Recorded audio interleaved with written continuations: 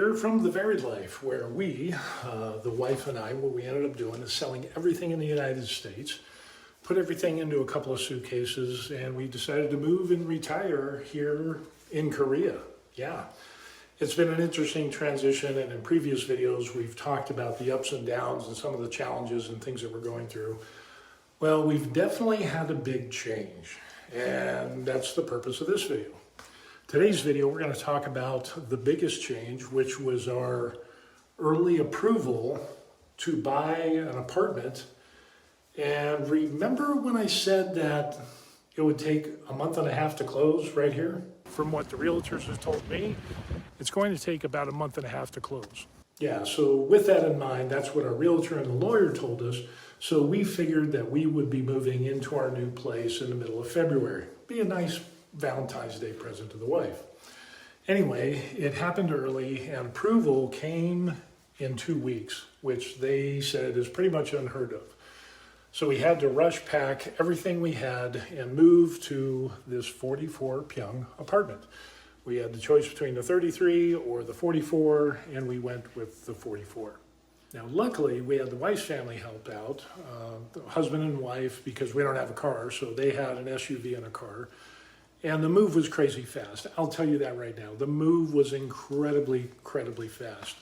We had our 4 large suitcases. We had like 3 backpacks, some carry-on stuff, purses, garbage bags, and other bags full of food and all kinds of stuff. Everything that we've accumulated since October of last year.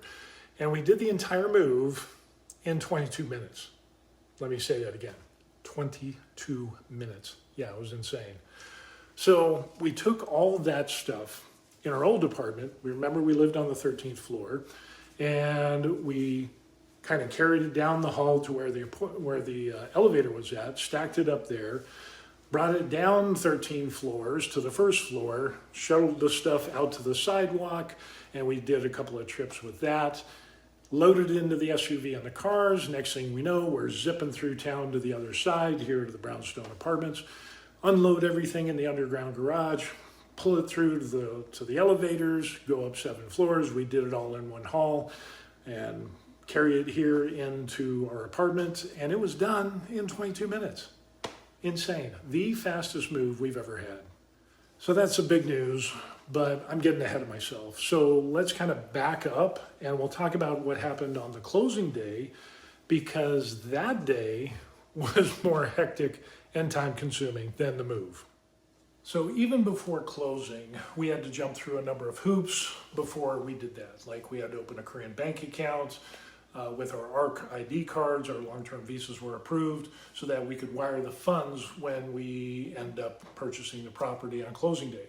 However, the Korean bank wouldn't let us deposit that large sum of money into my account to buy the property, even though we had proof of funds and we had the contract and so. They said, nope, you got to hold on to that money till you wire the funds.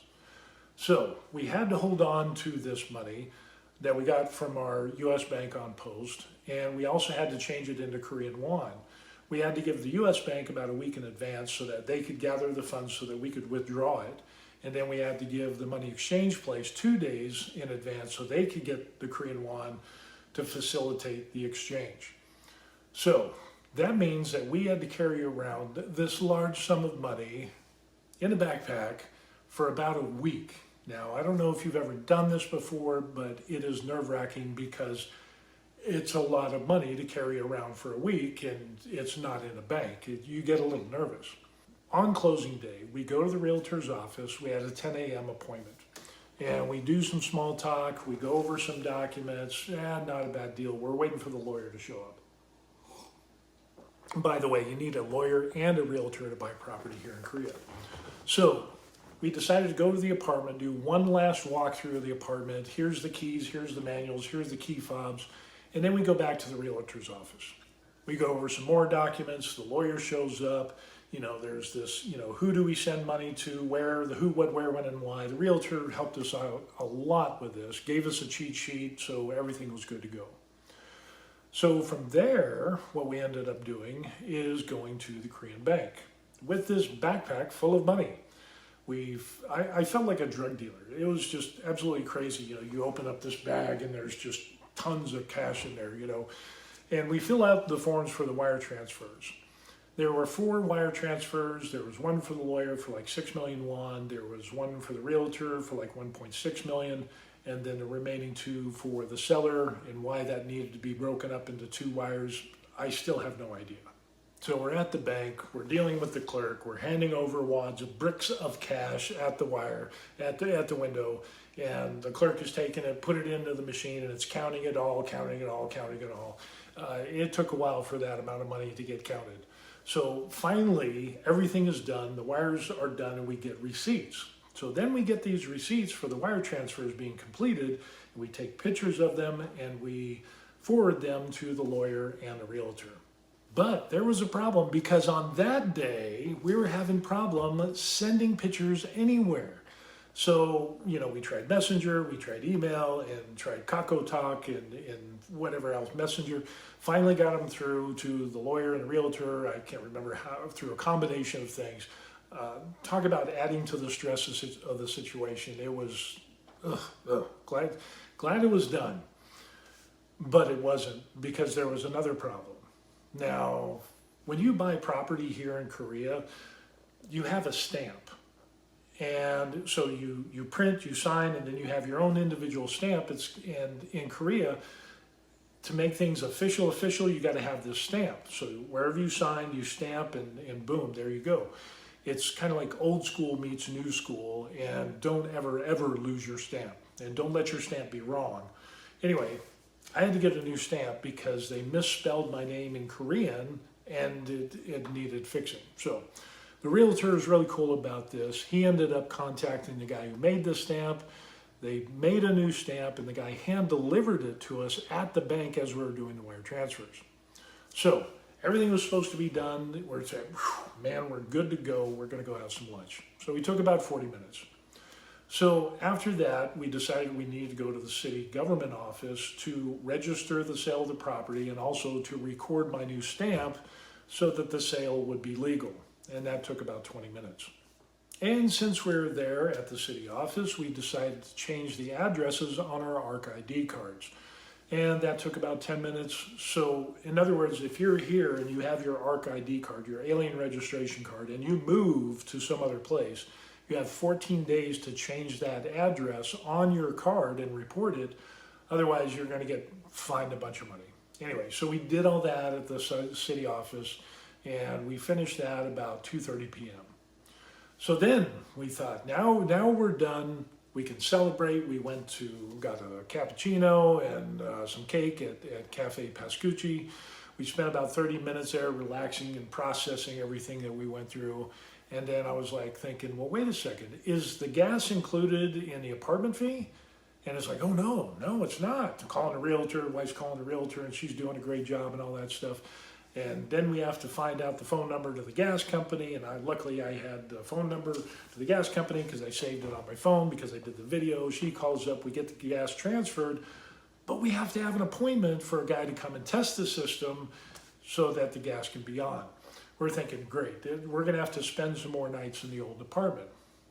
Luckily, the gas appointment was for the next day, so we didn't have any discontinuation of service. So now we're done with the day, right? No, there's still more, okay?